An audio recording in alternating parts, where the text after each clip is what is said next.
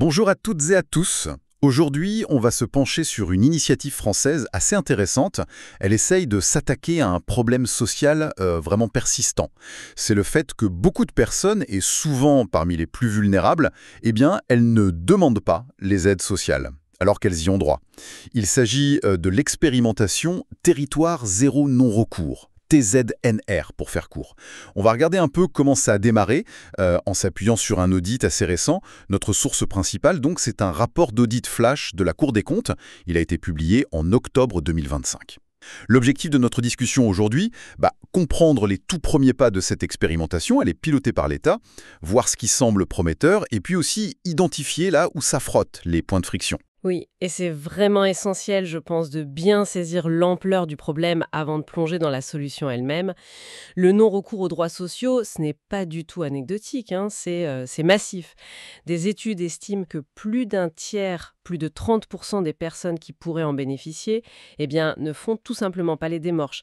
Il y a quelques chiffres qui donnent un peu le vertige quand même. Pour le RSA, le revenu de solidarité active, on parle d'environ 34% de non-recours. 34%. Oui, ça représente à peu près 600 000 foyers qui passent à côté chaque trimestre. Et au total, ça fait près de 3 milliards d'euros qui ne sont pas distribués chaque année. 3 milliards d'euros. Ah oui, c'est considérable. Et ce n'est pas le seul exemple, j'imagine, hein. Non, loin de là, malheureusement. Pour le minimum vieillesse, l'ASPA, là, c'est encore plus frappant. Près de la moitié des personnes éligibles ne le demandent pas. La moitié?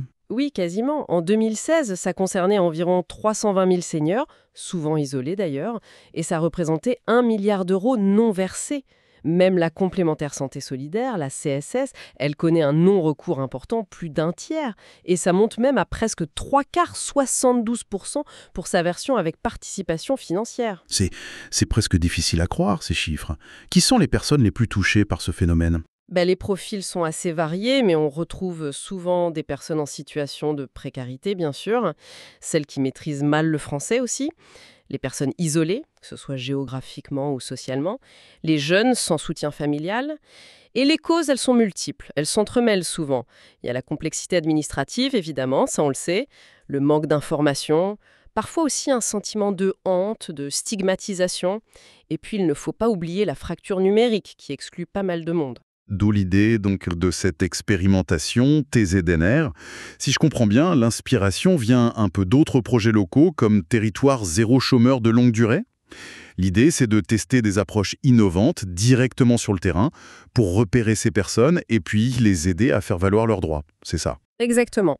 Repérer et accompagner, ce sont vraiment les deux maîtres mots de l'initiative. Alors, très concrètement, comment cette expérimentation a-t-elle vu le jour? Ça part d'une volonté politique claire, inscrite dans la loi 3DS de février 2022, et ensuite, ça s'est enchaîné assez vite, on dirait? Oui, tout à fait. L'impulsion politique a été suivie assez rapidement par un appel à projet. C'était au printemps 2023. Résultat, 39 territoires ont été sélectionnés. Avec une belle diversité d'ailleurs, du très urbain, du rural, de l'outre-mer. Les conventions entre ces territoires et l'État, elles ont été signées fin 2023.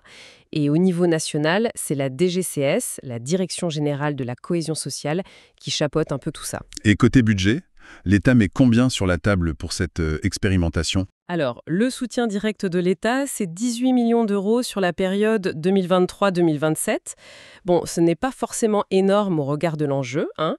Et il y a une condition, les collectivités locales doivent apporter un cofinancement, au moins 20%. D'accord. Ce qui fait qu'on arrive à un coût public minimal d'environ 21,6 millions d'euros. Et l'audit note d'ailleurs que l'argent semble bien mobilisé sur le terrain. Les taux d'exécution budgétaire étaient élevés fin 2024, ce qui est plutôt un signe d'une activité réelle. Donc les projets sont lancés, l'argent circule, mais qu'est-ce qui se fait concrètement dans ces 39 territoires? Est-ce qu'on a une idée des actions qui sont mises en place? Ah oui, absolument. Et c'est là qu'on voit une vraie richesse et une vraie adaptation aux contextes locaux. L'audit met vraiment en avant une dynamique partenariale forte sur le terrain. Il n'y a pas de solution unique qui serait imposée d'en haut, quoi. Beaucoup de territoires misent sur ce qu'on appelle l'aller vers, c'est-à-dire sortir des bureaux pour aller au contact des gens. Aller vers eux, oui. Exactement. Et ça prend des formes très variées. Du porte-à-porte, par exemple, mais très ciblé, comme à Grigny, dans l'Essonne. Là, l'association Voisins Malins a contacté 300 seniors, et avec des taux d'ouverture de porte assez impressionnants. plus de 70%, voire 87% dans une des zones. 87% de portes qui s'ouvrent pour parler d'aide sociale. C'est déjà un succès en soi, ça, hein? Oui, effectivement, ça montre bien qu'une approche personnalisée, de proximité, ça peut vraiment fonctionner. Ailleurs, on voit d'autres choses talons. Des caravanes des droits qui sillonnent la Guadeloupe, des kiosques d'information installés sur les marchés, dans les gares, des ateliers pratiques, par exemple pour aider à remplir la déclaration de revenus, ou encore des stands mobiles en milieu rural, comme ça se fait en Occitanie. Et au-delà de cette démarche d'aller vers, est-ce qu'il y a d'autres types d'actions un peu innovantes qui sont testées? Oui, oui. Certains territoires, je pense à Paris ou à l'agglomération de Grand-Chambéry, ils expérimentent le croisement de données sociales pour essayer d'identifier les potentiels non recourants. C'est un sujet assez complexe, on y reviendra sûrement, mais ils sont aidés par un kit national pour ça. Il y a aussi un effort important sur la formation croisée des professionnels. Paris, là-dessus, est particulièrement dynamique. Ils ont formé des agents de la ville aux méthodes d'aller vers. Ils organisent des formations réciproques entre les agents des maisons des solidarités parisiennes et ceux de la CPAM, l'assurance maladie, de la CNAV, l'assurance vieillesse ou de la MDPH, la maison pour les personnes handicapées. Ah oui, c'est un vrai échange de compétences. Tout à fait. Ça a concerné plus de 200 agents, ces échanges. Ils forment aussi les équipes des bailleurs sociaux, des associations. Plus de 300 personnes dans les associations formées. En Seine-Saint-Denis, ils ont même lancé une école des solidarités. Ça donne vraiment l'impression d'un écosystème local qui se met en place, qui apprend à travailler ensemble différemment. C'est tout à fait ça, oui. On peut ajouter d'autres exemples, des bilans de droit à 360 degrés qui sont proposés à Paris, des points d'accès au droit renforcés à Grigny, la création de guides locaux et même un projet intéressant à Grigny de coffre-fort numérique sécurisé pour que les usagers puissent stocker leurs documents importants. Et un point crucial, l'évaluation. Elle est intégrée dès le départ, c'était prévu par la loi. Un comité scientifique d'évaluation indépendant a été mis en place et un groupement d'évaluateurs Eau-de-Nord, Néhorizon, Visget a été choisi fin 2024. La collecte de données pour cette évaluation, elle, a commencé à l'été 2025, avec un premier rapport attendu au Parlement pour juin 2026. D'accord. Donc on a un lancement qui semble dynamique, des actions variées sur le terrain, une évaluation qui est prévue.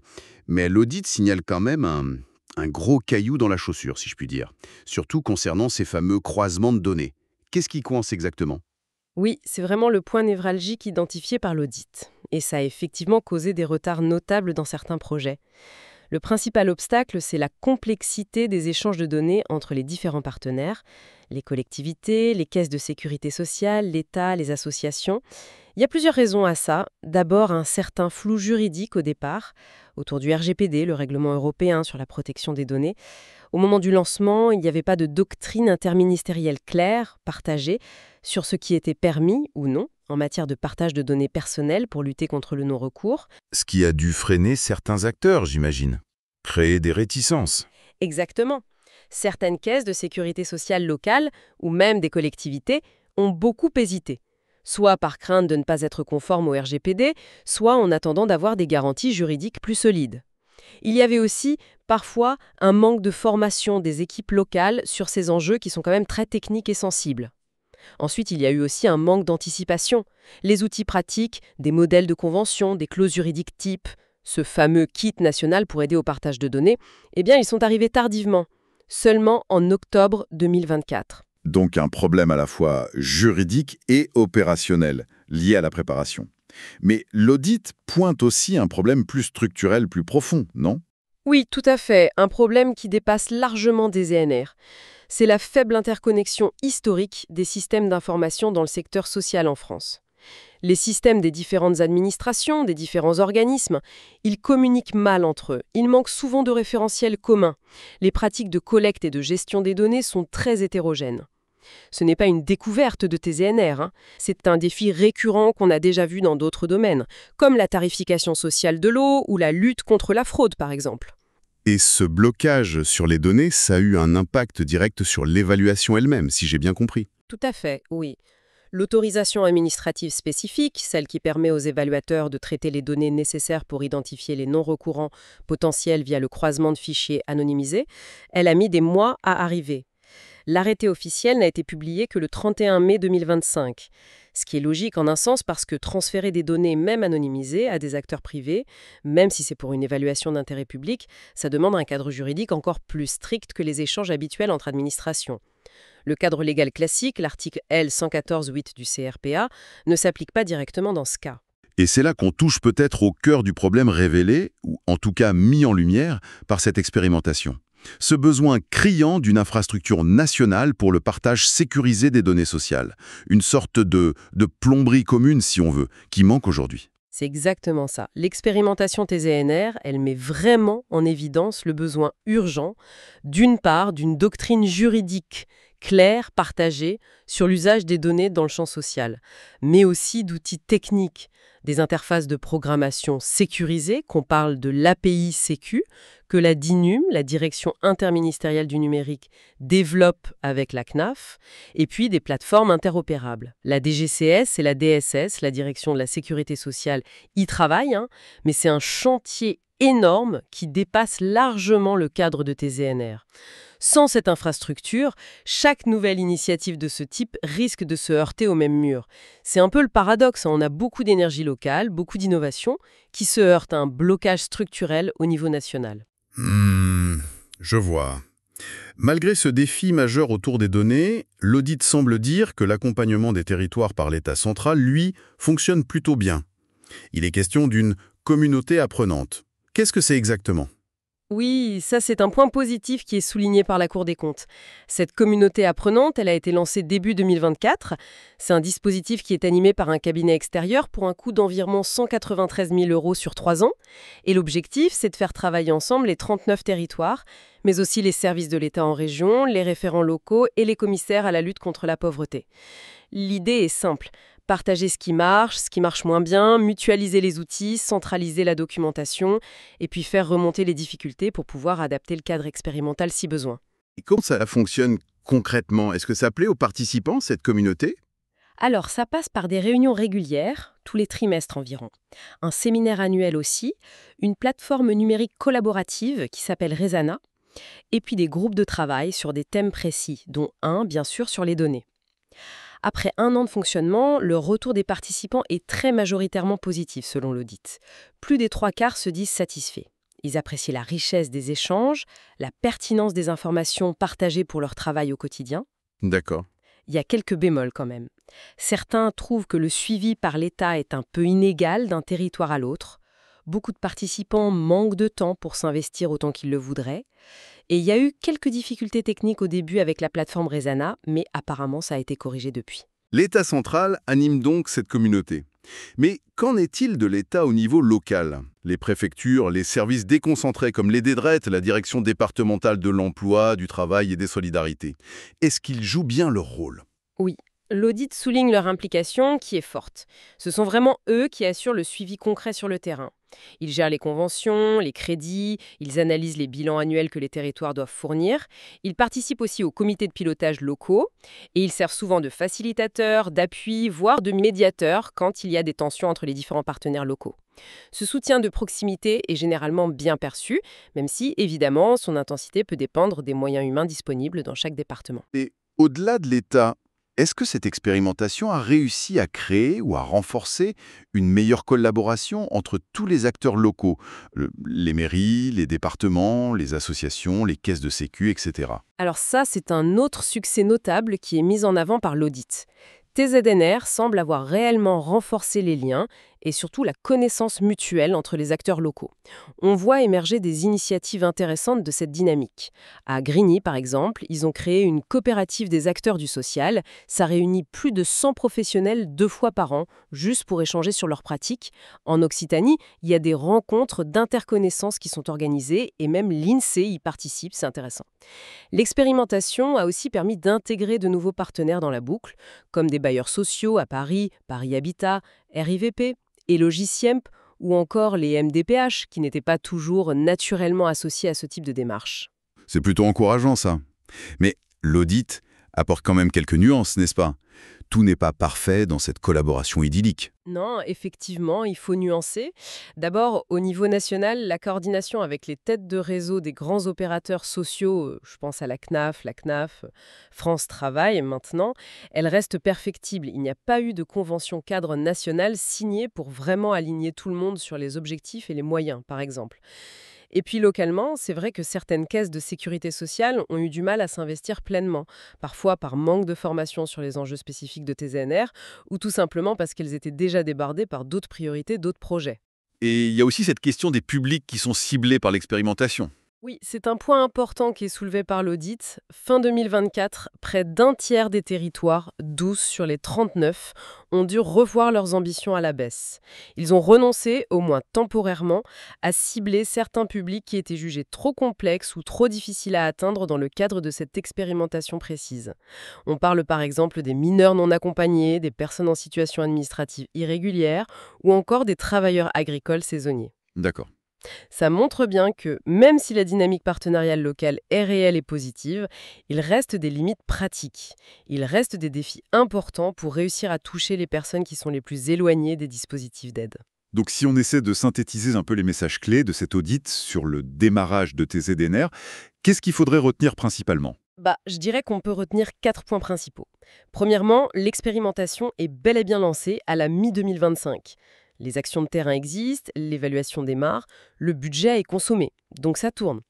Deuxièmement, le point noir majeur, ça reste les difficultés liées aux échanges de données. Ça a collé des retards, et ces difficultés sont à la fois juridiques, le RGPD, techniques, le manque d'infrastructures IT communes, et aussi liées aux moyens qui sont parfois limités. D'accord. Donc, une machine qui est lancée, mais qui patine un peu sur cette question des données. Quels sont les autres points ? Troisièmement, l'accompagnement de l'État central, surtout via cette fameuse communauté apprenante, est plutôt une réussite. C'est apprécié par les acteurs locaux, c'est un modèle qui semble bien fonctionner pour partager les pratiques, mutualiser. Et quatrièmement, l'implication des services locaux de l'État est réelle, elle est utile. Mais la coordination avec les grands opérateurs sociaux nationaux, elle, reste un point faible. Elle est assez inégale selon les endroits et les organismes. Et est-ce que la Cour des comptes formule une recommandation spécifique pour l'avenir ? Oui, une seule recommandation, mais elle est très ciblée, elle vise l'avenir. Il s'agit de s'assurer que pour toute future expérimentation sociale qui implique des croisements de données, on dispose au préalable d'une interprétation juridique claire, partagée, du RGPD, et aussi d'un accompagnement opérationnel solide pour les porteurs de projets. L'objectif fixé, c'est d'avoir ça en place d'ici fin 2026. L'audit insiste bien sur le fait qu'il est encore trop tôt pour juger de l'efficacité réelle des actions TZNR sur le non-recours lui-même. Ça, ce sera le rôle de l'évaluation en cours.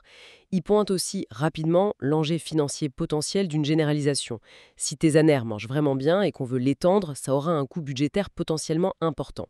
Même si, il faut le noter, il y aurait aussi sans doute des économies par ailleurs, moins de dépenses de santé évitables, meilleure insertion, etc. Mais c'est un point de vigilance dans le contexte actuel des finances publiques. Voilà qui nous donne, je pense, une image assez claire des débuts de cette expérimentation Territoire zéro non-recours.